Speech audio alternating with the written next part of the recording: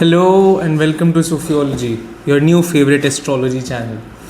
तो आज मैं एक ऐसे क्वेश्चन का आंसर दूंगा जो कि काफ़ी लोगों के मन में उभरता है और काफ़ी ज़्यादा लोगों को अपने चार्ट के अंदर भी ये एक डाउट होता है कि सर मेरी इतनी अच्छी दशा चल रही है, मेरी 5th हाउस की दशा चल रही है, मेरी 9th हाउस की दशा चल रही है, मेरी 1st हाउस की दशा चल रही है, मेरे इतने अच्छे हाउसेस की दशा चल रही है, फिर भी मैं आगे क्यों नहीं बढ़ पा रहा हूँ।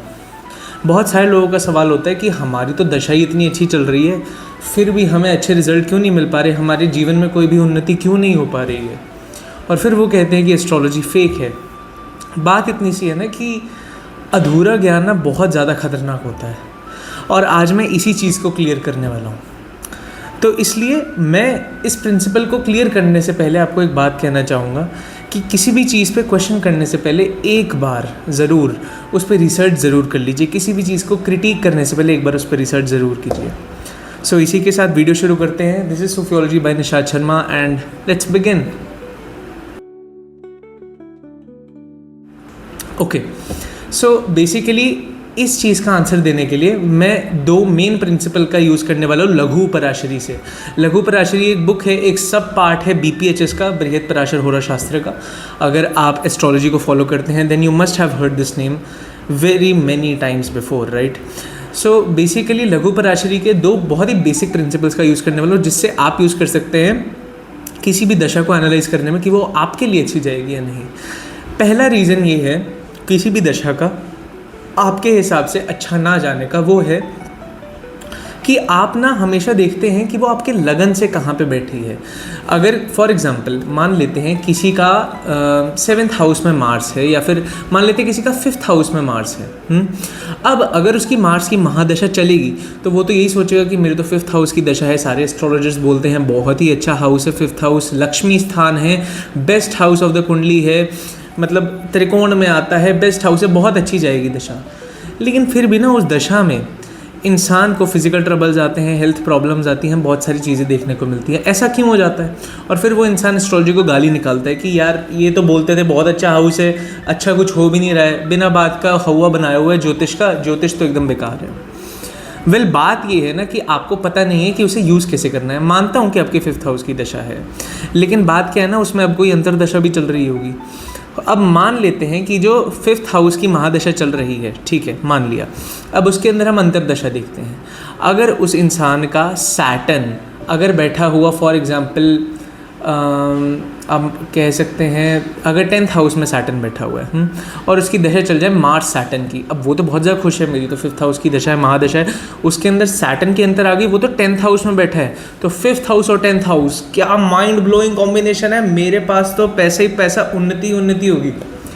वेल उस दशा में आपको वो उस इंसान की जॉब जाते हुए दिख सकती है, उसकी हेल्थ जाते हुए दिख सकती है, और इस सारे के सारे प्रोसीजर में वो इंसान आपको ज्योतिष को गालियाँ देते हुए दिखाई दे सकता है, क्योंकि वो इस प्रिंसिपल का ढंग से यूज़ नहीं कर रहा।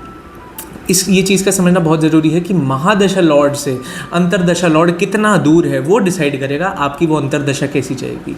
महादशा का एक थीम है, मानता हूँ 5th हाउस की महादशा अच्छी जाती है, लेकिन उसके अंदर इंसान के अंदर ईगो भी उतनी आ जाती है, क्योंकि 5th हाउस डेफिनेटली सन का हाउस है। तो अगर 5th लॉर्ड है, the person is constantly fighting for his own respect, even though वो उसे सेल्फ रिस्पेक्ट का नाम देते हैं, लेकिन होती वो ईगो ही, अपनी ईगो ही सेटिस्फाई कर रहे होते हैं। लेकिन अब अगर यहाँ पे मार्स सैटर्न के अंदर दशा चल रही है, इंसान पूरा एक्साइट हो रखा है, ऐसा नहीं है, क्योंकि वो मार्स से 6 पोजीशंस दूर है सैटर्न।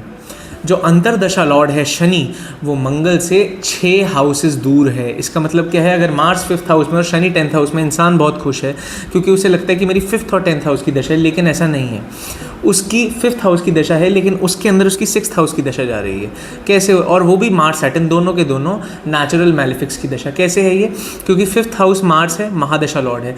तो आपको जब भी कोई भी अंतरदशा निकालनी है ना कि मेरी कैसी जाएगी, हमेशा देख लीजिए वो महादशा लॉर्ड से कितना दूर है। फॉर एग्जाम्पल इसी सिचुएशन में अगर शनि 10th हाउस में है और मंगल 5th हाउस में, इंसान की मंगल की महादशा शुरू हो चुकी है, तो आप हमेशा देखोगे कि मंगल से शनि कितना दूर है। अब इस पोजीशन में वो कितना दूर है, 5, 6, 7, 8, 9, 10, 6 पोजीशंस दूर है। तो इंसान को यहाँ पे डेट की प्रॉब्लम आ सकती है, अपनी पढ़ाई के लिए इंसान को डेट लेना पड़ सकता है क्योंकि 5th हाउस की दशा है, अपने बच्चे के लिए इंसान को डेट लेना पड़ सकता है, उसके बच्चे को कोई ना कोई बीमारी आ सकती है, उसके बच्चे को बोन्स में प्रॉब्लम आ सकती है, उसके बच्चे को कोई ना कोई बोन से रिलेटेड चोट लग सकती है। उसके नीज़ को यहाँ पे उसको अपने नीज़ की ज़रूरी ध्यान रखने का ज़रूरी है, क्योंकि 10th हाउस नीज़ का हाउस है, वहाँ पे शनि बैठा है, 6th हाउस की दशा शुरू हो चुकी है, तो मंगल शनि दोनों साथ में कार एक्सीडेंट में बोन्स टूट सकती हैं। ऐसी दशा बन जाएगी ये। अब इंसान को देखने में लगता है कि कितनी अच्छी दशा चलेगी यार, लेकिन फिर भी नहीं हो पाता, because Saturn is 6th from the mahadasha lord, antardasha lord is going 6th from the mahadasha lord. तो इसलिए ये प्रिंसिपल आप हर जगह अप्लाई करिए। सारा का सारा प्रिंसिपल लघु पराशरी से लिया गया है, एक क्लासिक बुक है, सारे के सारे एस्ट्रोलॉजर्स को ज़रूर पढ़नी चाहिए।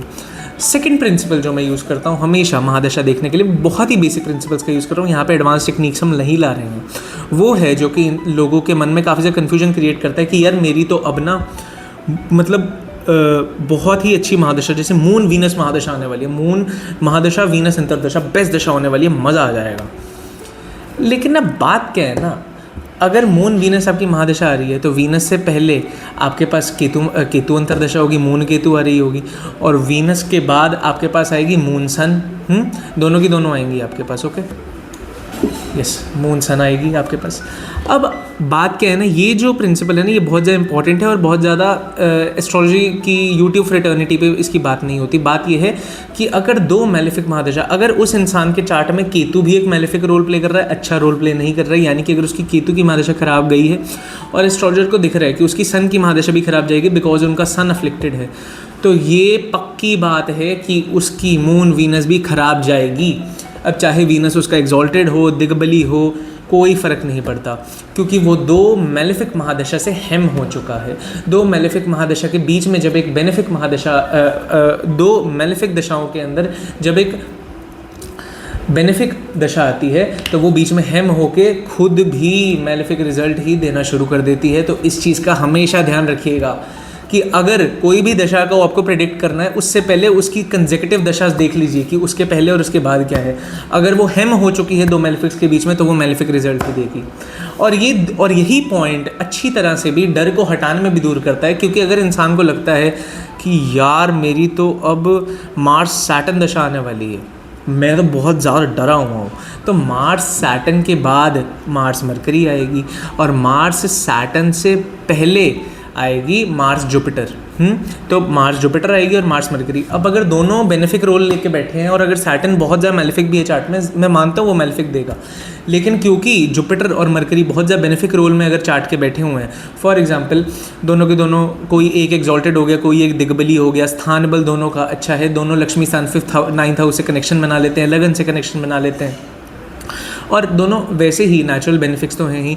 मरकरी बेनिफिक के साथ बैठ जाता है, जुपिटर बहुत ही अच्छी जगह पे बैठा हुआ है, तो ये भी पॉसिबल है कि दो बेनिफिक दशा एक मेलेफिक को हेम कर दें और वो मेलेफिक बेनिफिक में क्रिएट हो जाए। तो ये खुशखबरी भी होती है। अगर कोई इंसान बहुत ज़्यादा डर रहा है ना मंगल शनि की दशा से, तो डरिए मत, क्योंकि क्या पता उसका जुपिटर और मरकरी इतनी अच्छी प्लेसेस में हो कि वो सैटर्न को हेम करके उसे भी एक बेनिफिक की तरह बना दे। This is the law of flow of dashas. ये फ्लो को रिप्रेजेंट करता है कि जैसा फ्लो चलता आ रहा है और जैसा फ्लो चलने वाला है, तो बीच में जो कंकड़ बीच में आएगा, जो अगर वो मेलेफिक हो बेनिफिक हो किसी भी चीज़ का हो, वो उसे हेम करके अपने जैसा बना लेंगे। अगर दो बेनिफिक्स के बीच में एक मेलेफिक आ रहा है तो बेनिफिक्स हेम करके उसे बेनिफिक बना देंगे, और अगर दो मेलेफिक्स के बीच में एक बेनिफिक आ रहा है तो दोनों मेलेफिक्स उसे हेम करके बेनिफिक बना देंगे।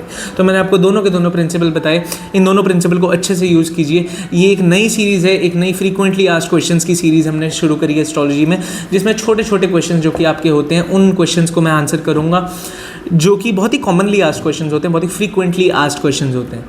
सो if you want to keep this series going, नीचे कमेंट करिए कि आगे आप क्या सुनना चाहते हैं, क्या आपके क्वेश्चंस हैं, उनको हम आंसर करने की कोशिश करेंगे। I think this is the first ever series on YouTube जो कि इस चीज़ पे है, which is going to be very very democratically aligned.